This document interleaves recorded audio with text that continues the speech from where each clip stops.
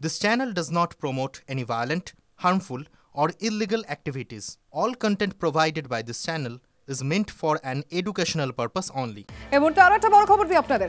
গাইঘাটায় জেলা শাসককে ঘিরে বিক্ষোভ দেখাচ্ছেন গ্রামবাসীরা, কিন্তু কেন, কি কারণে এই বিক্ষোভ জানবো আমাদের রিপোর্টার দীপঙ্করের কাছ থেকে। দীপঙ্কর, উত্তর চব্বিশ পরগনার জেলা শাসক শরৎ কুমার দ্বিবেদী তিনি গেছিলেন এই জমা জল যে সমস্ত এলাকায় জমেছে সেটা পরিদর্শন করতে। গাইঘাটা ব্লকের রামনগর গ্রাম পঞ্চায়েতের বিল চাতুরিয়ার যে ত্রাণ শিবির সেখানে যখন যান, সেই রাস্তাতে স্থানীয় মানুষজন বিশেষ করে মহিলারা তারা ডিএম এর গাড়ি জোর করে দাঁড় করান এবং হাত দেখিয়ে দাঁড় করিয়ে তারপর তাকে বিক্ষোভ দেখান এবং তারা বলছেন তারা ত্রাণ চান না, তারা সমাধান চান। সেই সমাধান হচ্ছে ইছামতি নদী সংস্কার।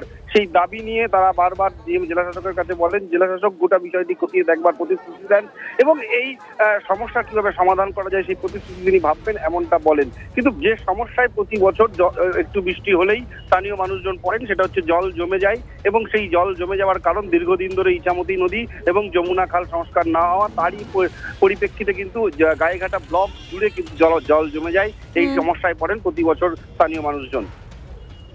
আমরা ছবিটা দেখাচ্ছি যে এই মুহূর্তে গ্রামবাসীরা জেলা শাসককে দেখতে পেয়েই তারা ক্ষোভ উগড়ে দেন।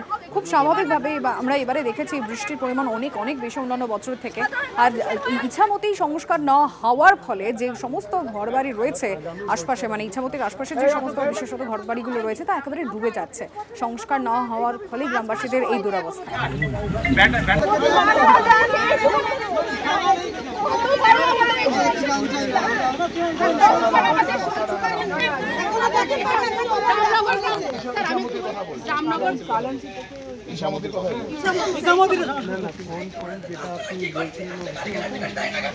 হ্যাঁ স্যার, ওই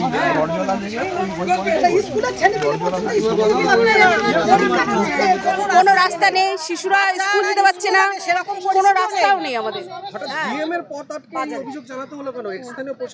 স্টেশনের প্রশাসনকেও তো জানিয়েছি আমরা, প্রতি বছরই জানাই, 6 মাস হয়নি এখন, এবং সেই একই অবস্থা, কোনো কাজ হচ্ছে না।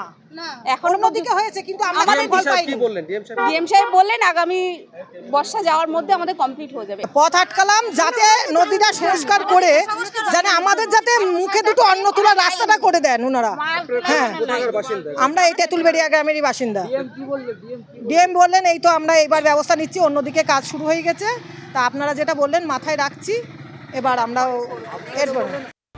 শুভেন্দু অধিকারীর কন্যা সুরক্ষা যাত্রা হামলার ঘটনা সিসিটিভি ফুটেজে দেখিয়ে আইএনটিটিউসির দাবি যে বিজেপির মিছিলে তৃণমূলের কেউ আক্রমণ করেনি, উল্টে বিজেপির মিছিল থেকেই হামলা চালানো হয় তৃণমূলের পার্টি অফিসে। এদিন গতকালের হামলার প্রতিবাদে বারাসাত থানা ঘেরাও করে বিক্ষোভ দেখায় বিজেপির যুব মোর্চা।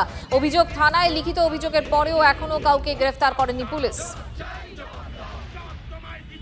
তৃণমূলের আশ্রিত দুষ্কৃতীরা শুভেন্দু অধিকারীর উপর, ভারতীয় জনতা পার্টির কার্যকর্তার উপর, ভারতীয় জনতা যুব মোর্চার কার্যকর্তাদের উপর আক্রমণ করা হয়েছে এবং যার জেরে ভারতীয় জনতা যুব মোর্চার একাধিক কার্যকর্তা, ভারতীয় জনতা পার্টির একাধিক কার্যকর্তা যারা আহত হয়েছে। টোটাল যে আক্রমণটা হয়েছে সেটা ওখানে পুলিশ প্রশাসন থাকা সত্ত্বেও, বারাসাত থানার আইসি থাকা সত্ত্বেও, ওখানে এসডিপিও থাকা সত্ত্বেও এই আক্রমণটা হয়েছে, কিন্তু পুলিশ প্রশাসন সম্পূর্ণরূপে ব্যর্থ হয়েছে।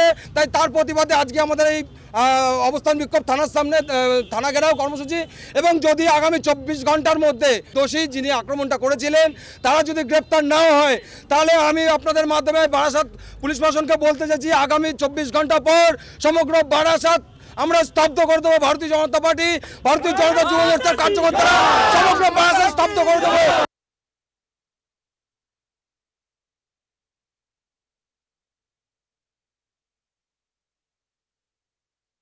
কালকে কিছু স্কুল কলেজের বাচ্চা ছেলে এখানে দাঁড়িয়েছিল মিছিল যাওয়ার সময়, তারা জয় বাংলা স্লোগান দেয়।